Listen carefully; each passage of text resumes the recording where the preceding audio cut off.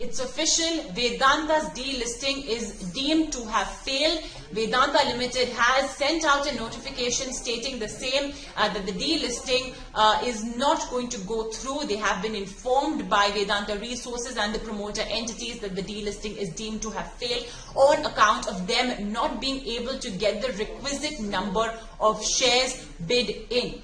The delisting session was, of course, between the 5th and the 9th of October. In fact, on the last day, that's on the 9th of October, Vedanta was given 3.5 hours extra, but that clearly failed to do much for Vedanta, to be able to lap up its shares. Remember, they received 137 crore shares. We've been as well telling you that. However, what we at ET Now also pointed out was that out of these 137 crore shares, 12 odd crore shares were still unconfirmed, which means the investor had still not confirmed their bid, with the custodian. And that's really where the problem lay, because without these 12 crore shares, Vedanta received 125 odd crore confirmed bids.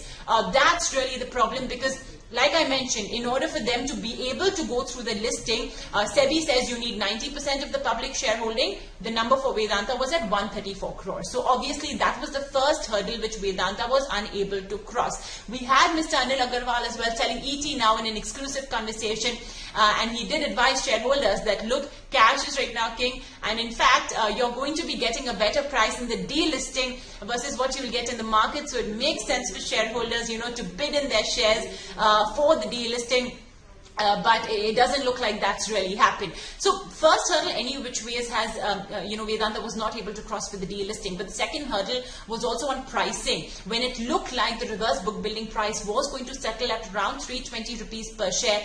That in itself had got investors and many on the street pondering, how is Vedanta Resources going to accumulate and shore up the 40,000 crore rupees that Vedanta would have to pay, if in case they do get the bids and it lands at 320 rupees. But now, of course, all of that's out of the question. All of that is a moot point because they have not got the requisite shares for this delisting to go through. So now the ball is, of course, in Mr. Anil Agarwal and Vedanta Resources, court, because what's the next step? What are they going to do now? Mr. Anil Agarwal had said that the purpose of this delisting is to simplify the structure of Vedanta Resources and for Vedanta Limited. Remember, he had taken Vedanta Resources off the buses last year.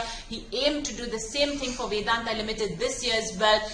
But I guess the process, of course, for the same is not going to be an easy one. Vedanta Resources owns roughly a little over 50% in Vedanta Limited, whereas 48 to 49% is owned by the public.